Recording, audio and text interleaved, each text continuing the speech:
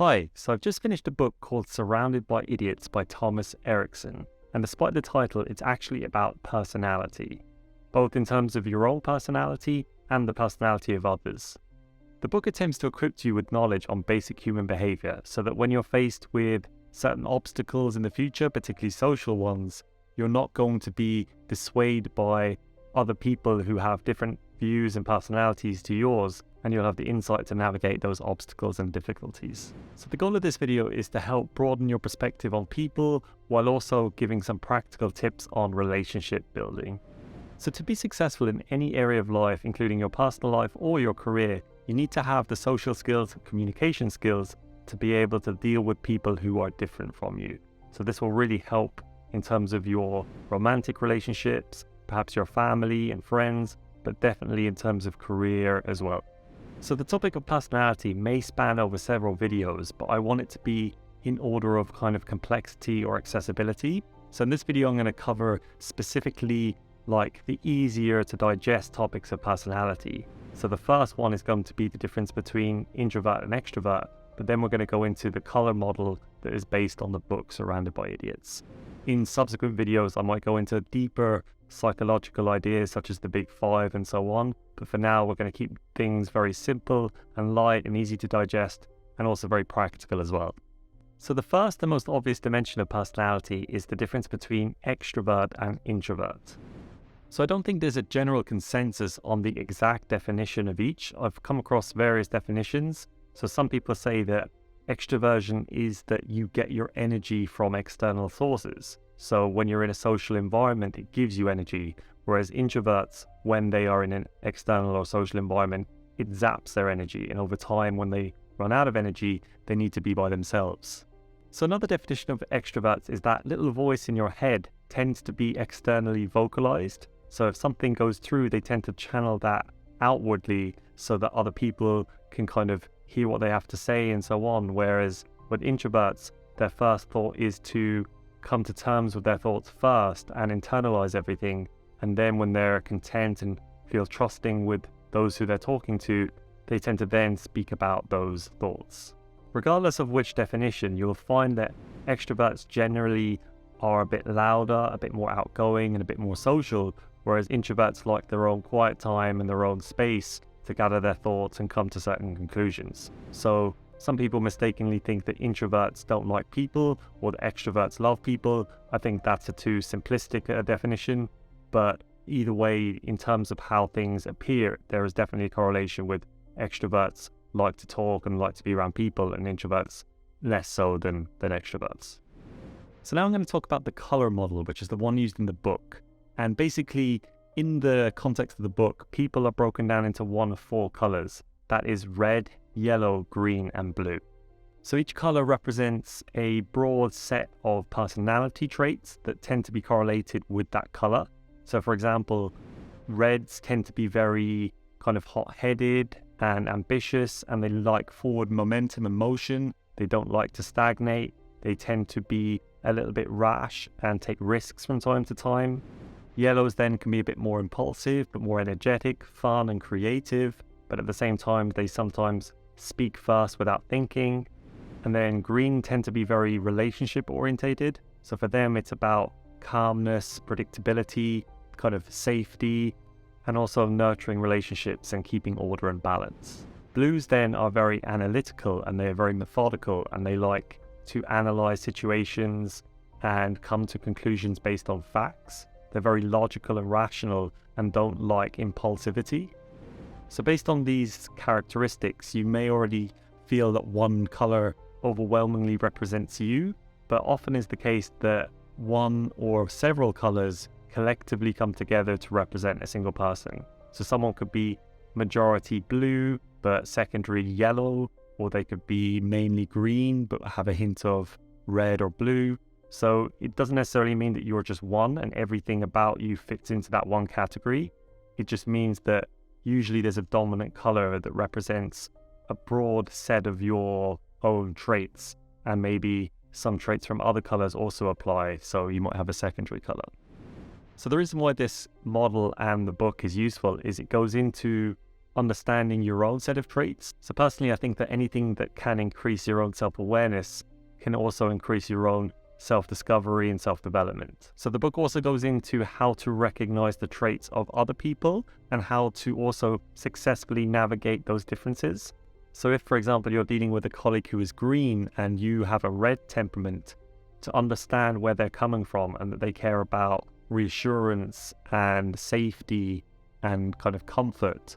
Whereas if you're red, you like to drive forward and you like progress and determination. So naturally there's a clash in that if you're red, you like forward motion, whereas green, they kind of like to be in a state where they are comfortable and they're hesitant to move forward because they like to know what they're doing first and have reassurance in when they're going forward and trying new things. So a good way of visualizing this is using the color wheel, where you go from red, yellow, green, and blue in kind of a clockwise fashion. So the reason why this wheel is so useful is that if you look, you will find that there's various kind of traits that tend to move in particular axes. So for example, if you look at the horizontal axes, the more you are to the right, or the two colors that are on the right, tend to be correlated with extroversion, and the two colors on the left are introversion. Equally, if you take the vertical axes, if you're at the top, you're more task orientated, and if you're at the bottom, you're more relationship orientated. That's why if you are someone who is a mixture of, say, green and yellow, you tend to care a lot about people and their feelings and emotions and so on. Whereas if you are very red or blue, or a combination of the two, you tend to be more concerned with tasks and progress and setting goals and getting things done. So the other axis goes from top left to bottom right. And if you are, say, yellow, then you tend to be more associated with impulsivity and creativity. Whereas if you are blue, you're more concerned with rationality and coming to conclusions based on facts and analysis. So the other axis goes from bottom left to top right, and that's concerned with forward motion or momentum. So if you are green, you like things how they are, you like things to be predictable, and you tend to stagnate and like to have order and not go too hastily towards things. Whereas if you're red, you tend to be very impulsive, very much concerned with forward motion and progress and setting goals and achievements. This is why reds tend to be very competitive, and a lot of top CEOs are red because they don't like to be stuck in one particular place at any one time. But obviously the negative side of this is that they also take risks that sometimes can work against them. So one of the takeaway messages from the book is that for a successful business or community to operate effectively, you need a mixture of all colors. So if, for example, you took a group and they were purely red or purely yellow or purely green and so on, you will find that while their strengths tend to be very evident, their weaknesses also tend to be detrimental or hold you back. So a good example is if you were trying to organize a party and you broke down the larger group into 4 subgroups where each subgroup is a particular color. So you've taken, say, a company or a group of people and you put them into one of 4 groups based on their color of their personality. So in this scenario, you give each group the same task, which is try to organize a party. You will find that they all go about things in a very different way. So greens, for example, care about like unity and making sure that everyone's happy, and they're very much like the first to volunteer to do things and make sure that everyone's taken care of. So they care very much about harmony and relationships and so on. Whereas yellows tend to be about fun. They just like novelty, and they are the ones who suggest, let's do this, let's do that. And they often get ahead of themselves because time constraints don't seem to apply.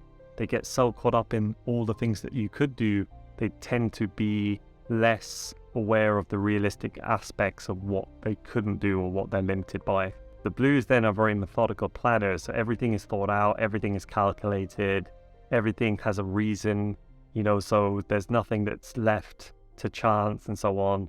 And then reds tend to be very ambitious. We need to do this, we need to get that done. And you'll find that in the group of reds, there's probably a lot of disagreements unless they all share the same opinion. But because they're red and feisty and they don't like stagnation, they're not the most diplomatic of colors. So because the best companies operate when there's a mixture of all colors, it becomes naturally vital that you have a way of communicating with colors that are different from you. So reviewing the strengths and weaknesses of this color model, I think the strengths are definitely its accessibility. So it's very easy to digest, and I would suspect that most people who read it will find that certain parts of it will definitely resonate with you.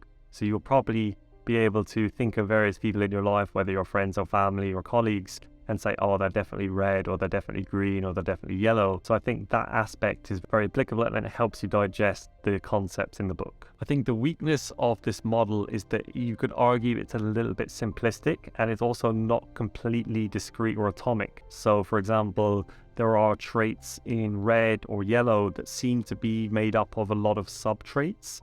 So when you take one particular color like red, they tend to be extroverted, but they're also impulsive, and they like progress, but they're also disagreeable. So there's a lot of things there that are kind of a combination of sub-traits that all kind of fit into one box, which is that color. So because of this, you could find that there are contradictions, such as that you're red, but you're also introverted. And I guess the book will try to explain that by, yeah, you're dominantly red, but you're also maybe blue or green as a secondary trait.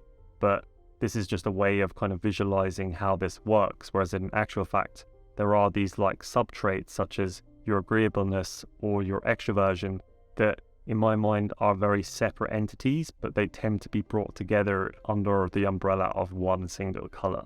So personally, I think for the vast majority of people, there will be lessons from this book and this kind of concept of colors that are extremely accessible and useful, and definitely can teach you something about how different people interact and how they think, and how to navigate situations like if you disagree with them about something, or if they're stressed, how to help them alleviate that stress and so on. But even if you're in the minority of people who find this model overly simplistic, it's still a good way to start. It gives you a good broad understanding, and then later on you can delve deeper into personality and understand things in a more detailed level, which is something I plan to cover in subsequent videos. So the only other disadvantage about this model is that while the book is relatively inexpensive and you can learn a lot from the book and probably infer your own color as well as the color of others, technically if you wanted to do an in-depth test, there is no cheap way of doing that. There are various companies that kind of follow the same patterns and put you into a category of a color or a combination of colors, but very often these are done in business context, and even if you are able to do them in a personal environment, they tend to be minimum $100 or $200. Personally, I don't think that dissuades me too much, because I think if you are able to piece together everything yourself, you can be quite confident in the conclusions you've come to in terms of your own color and the colors of your friends and family. So that's it really. Let me know if you've any thoughts or comments. Like I said, I plan to make a follow-up video, or maybe several, which goes into the next layer or level of complexity and detail in terms of personality. So think of this as more of an introductory video and gives you a broad overview of personality, but I plan on making it more complex, but also more kind of detailed and interesting in follow-up videos. So I will see you then.